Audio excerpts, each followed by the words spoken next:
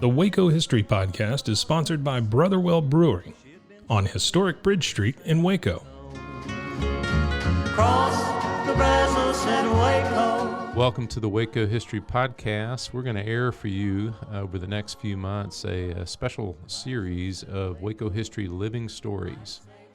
These were segments that were originally aired on KWBU here in Waco.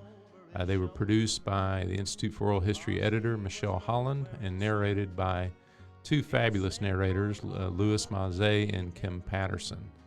And so these highlight oral histories from the collection of the Institute for Oral History at Baylor University, which I direct, which has been around since 1970 and has over 1,000 interviews related to Waco and McLennan County history, and we're happy to highlight those here. Below. Cross the Brazos and Waco.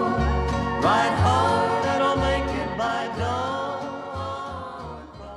This living story featurette is on fighting the heat at night in the summertime, something we're all too familiar with right now. But what a struggle it was before air conditioning. So let's listen in.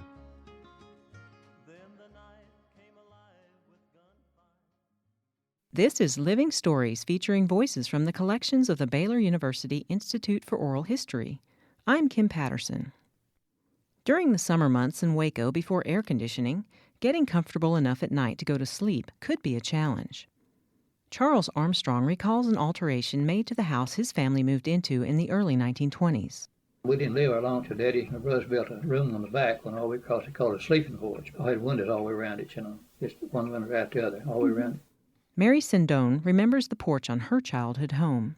Right in back of the hallway at the end of the house was a screened-in porch. It was screened in on one side. That was one side that opened out, but it was the coolest, most comfortable place. We spent our summers out there almost all the time.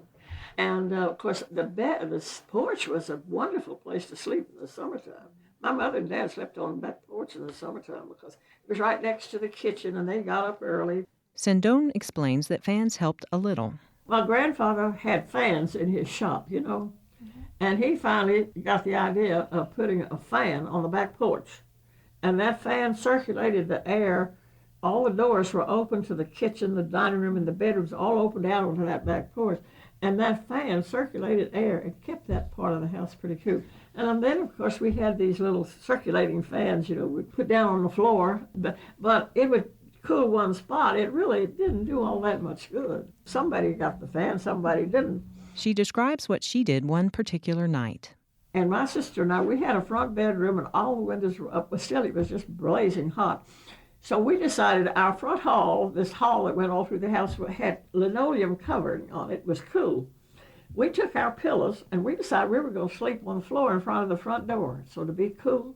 Thomas Wayne Harvey recalls his family left the house altogether to get a good night's rest. It was too hot to sleep inside, and in those days, the folks had moved their bed outside about 20 or 30 yards away from the house so they could catch a breeze from all directions because there wasn't no trees or anything to stop the breeze. And I'd have my bed right there next to the house. I had a rollaway bed with a feather mattress on it. That was in case of rain that they could just fold mine up and roll it inside right quick, and then they could fold they carried one mattress out there, and they could fold that mattress with their bed, put the pillows in the center and fold the mattress and run inside right quick if it started raining. Harvey relates the perils of sleeping outside. It kind of got comical at times. We had an old cow named Pet, and you know how a cow stands around and chews the cud, and they'll take their tongue and lick one side of the nostril and lick the other side of the nostril. Old Pet, she'd chew a rope into it and come up there, and that old cow liked my daddy. And that old cow would come up there and start licking him on the face early in the morning because she was wanting to be milked. And then we also had a rooster that would get up there on the head of the old iron bedstead. He would get up there and crow every morning and wake everybody up, and he'd also leave his telltale marks every once in a while right on Daddy's forehead. With the availability and affordability of window units after World War II, air conditioning became a possibility for many Southern homes, making it finally possible to snooze comfortably in one's own bed in the summer. The architecture of new houses soon changed as a result, and existing sleeping porches were torn down or converted into sunrooms.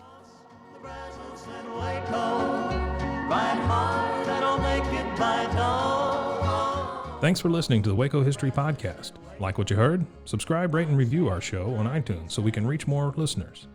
You can find show notes and info on every episode at wacohistorypodcast.com and more info on Waco's past at wacohistory.org. Our theme music, used with permission, is Cross the Brazos at Waco, performed by the late Billy Walker. For more info on Billy's music, go to billywalker.com.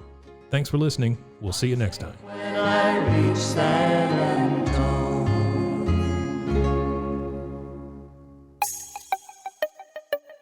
This has been a Rogue Media podcast.